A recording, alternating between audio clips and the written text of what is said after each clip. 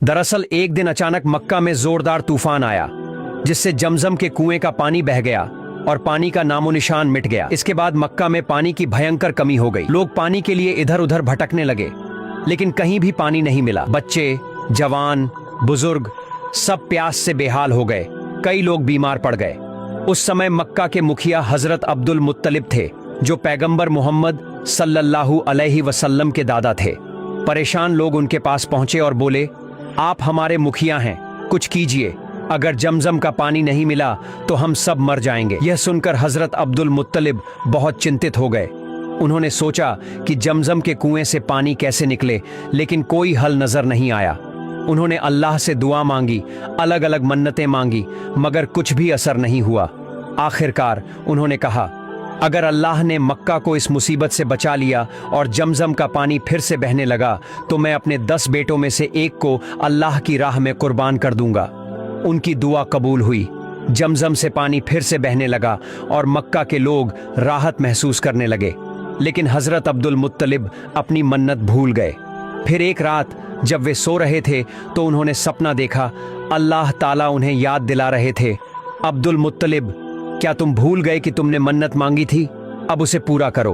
अगली रात फिर वही सपना आया।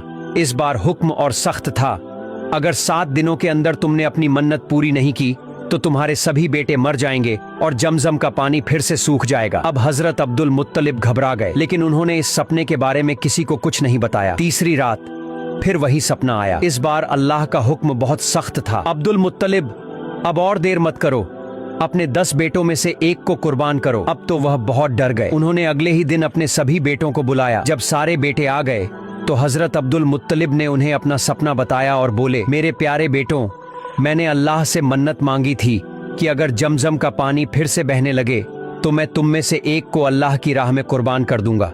अब अल्लाह का हुक्म आ गया है कि मैं अपनी मन्नत पूरी करूं। अगर मैंने ऐसा नहीं किया तो तुम सब मर जाओगे और जमजम का पानी हमेशा के लिए बंद हो जाएगा।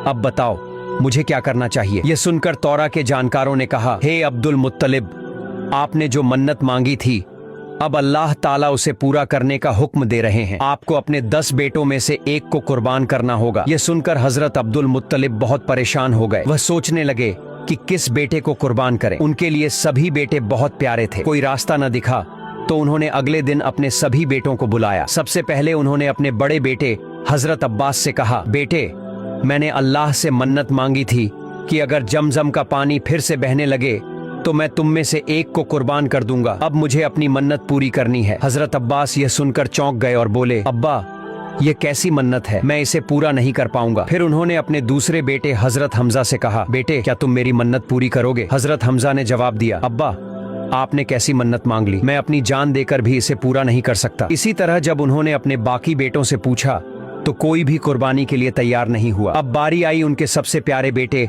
हजरत अब्दुल्लाह की, जो हमारे नबी हजरत मोहम्मद मुस्तफ़ा सल्लल्लाहु अलैहि वसल्लम के पिता थे। जब हजरत अब्दुल मुत्तलिब ने अपने 9 बेटों से कहा कि वे कुर्बानी के लिए तैयार हों, लेकिन किसी ने सहमति नहीं दी, तो वह बहुत परेशान हो गए। उनके चेहरे पर चिंता साफ झलक रही थी। यह देखकर हजरत अब्दुल्लाह, जो सबसे छोटे थे, अपने पिता के पास आए और बोले, अब्बा जान, आप बहुत परेशान लग रहे हैं, लेकिन मुझे समझ नहीं आ रहा कि आप किस बात को लेकर इतना चिंतित हैं। हजरत अब्दुल मुत्तलिब ने कहा, बेटे, मैंने अल्लाह से मन्नत मांगी थी कि अगर जमजम का पानी फिर से बहने लगे तो मैं तुम में से एक को कुर्बान कर दूंगा। अब अल्लाह मुझे इसे पूरा करने का हुक्म दे रहे हैं, लेकिन बाकी बेटे कुर्बानी के लिए तैयार नहीं हुए। अगर मैंने मन्नत पूरी नहीं की तो मेरे सभी बेटे मर सकते हैं और जमजम का पानी हमेशा के लिए बंद हो सकता है। यह सुनकर हजरत अब्दुल्लाह ने अपने पिता की तरफ देखा और बड़े इत्मीनान से बोले, अब्बा जान, आप परेशान मत होइए। अगर मन्नत पूरी न करने से हम सभी मुश्किल में आ सकते हैं तो मुझे कुर्बान कर दीजिए। अपने बेटे की यह बात सुनकर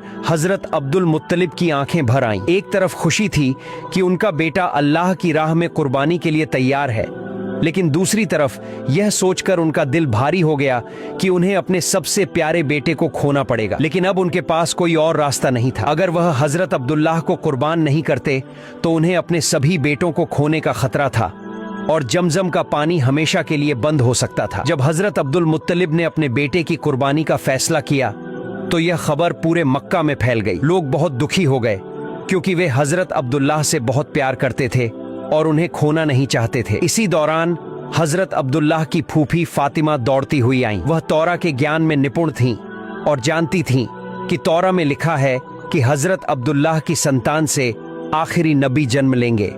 जैसे ही उन्होंने सुना कि हजरत अब्दुल्लाह की कुर्बानी दी जा रही है तो वह तुरंत हजरत अब्दुल मुत्तलिब के पास पहुंची और बोली, हे अब्दुल मुत्तलिब, आप क्या कर रहे हैं? अगर आपने अब्दुल्लाह की कुर्बानी दे दी तो दुनिया का आखिरी नबी पैदा नहीं होगा। तौरा में लिखा है कि आखिरी नबी अब्दुल्लाह के वंश से आएंगे। आप किसी भी हाल में अब्दुल्लाह की कुर्बानी न दें। हजरत अब्दुल मुत्तलिब ने मन्नत मांगी थी कि अगर जमजम का पानी फिर से निकले तो वह अपने 10 बेटों में से एक को अल्लाह की राह में कुर्बान करेंगे। जब उनकी यह मन्नत पूरी हुई तो उन्हें अपना वादा निभाना पड़ा। उन्होंने अपने 10 बेटों के बीच लॉटरी डाली जिसमें हजरत अब्दुल्लाह का नाम आया। यह देखकर हजरत अब्दुल मुत्तलिब परेशान हो गए, लेकिन अपनी मन्नत पूरी करने का इरादा किया। जब मक्का के लोगों को यह बात पता चली तो उन्होंने इसका विरोध किया और कहा, हम किसी भी हाल में अब्दुल्लाह को कुर्बान नहीं होने देंगे। इसी दौरान एक विद्वान ने सुझाव दिया कि दोबारा लॉटरी डाली जाए, लेकिन इस बार हजरत अब्दुल्लाह के मुकाबले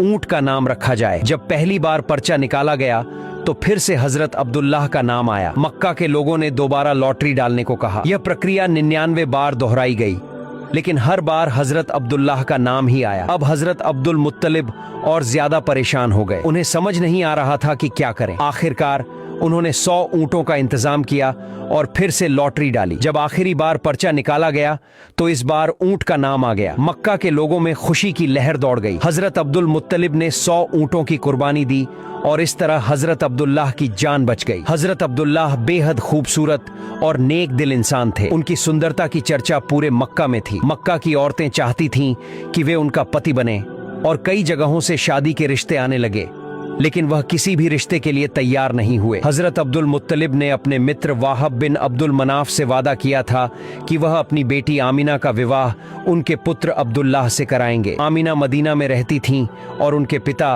वाहब बिन अब्दुल मनाफ उस समय मदीना के सम्मानित व्यक्तियों में से एक थे। कुछ समय बाद हजरत अब्दुल मुत्तलिब अपने पुत्र अब्दुल्लाह को लेकर मदीना की ओर रवाना हुए ताकि उनका विवाह आमिना से संपन्न हो सके। जब वे सफर कर रहे थे तो रास्ते में एक महिला मिली। वह कोई और नहीं बल्कि मरियम थीं, जो तौरा की विदुषी और प्रसिद्ध विद्वान बराका बिन नफील की पुत्री थीं। जब मरियम की नजर अब्दुल्लाह पर पड़ी तो वह उनके पास आईं और बोली, हे अब्दुल्लाह, कुछ साल पहले तुम्हारे पिता ने तुम्हारी जगह 100 ऊंटों की कुर्बानी दी थी। मैं शपथ लेकर कहती हूँ कि मैं वे 100 ऊंट तुम्हारे पिता को लौटा दूंगी, लेकिन मेरी एक शर्त है, तुम मुझसे विवाह कर लो। लेकिन अब्दुल्लाह, जो सच्चे चरित्र वाले, भद्र और शर्मीले स्वभाव के थे, उन्होंने मरियम की बात को अनसुना कर दिया और विनम्रता से उत्तर दिया, मैं अपने पिता के साथ हूँ और उन्हें छोड़कर जाना मेरे लिए असंभव है। यह कहकर वह अपने पिता के साथ मदीना की ओर बढ़ गए। जब हजरत अब्दुल मुत्तलिब अपने बेटे अब्दुल्लाह को लेकर मदीना पहुंचे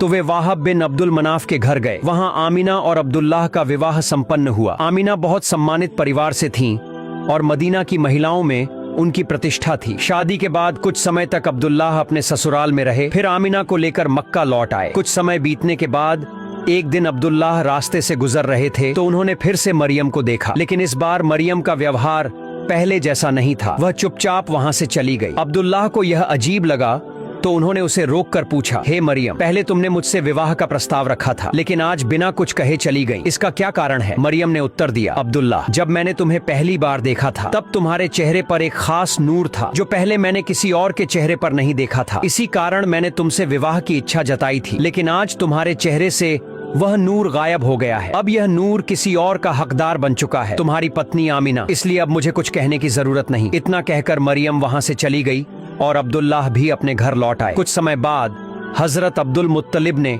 अब्दुल्लाह को व्यापार के लिए मदीना भेजा। अब्दुल्लाह कुरैश के व्यापारिक काफिले के साथ यात्रा कर रहे थे, लेकिन रास्ते में बीमार पड़ गए। उनकी तबीयत बिगड़ती गई, इसलिए वे मदीना लौट आए। वहीं उनकी मृत्यु हो गई।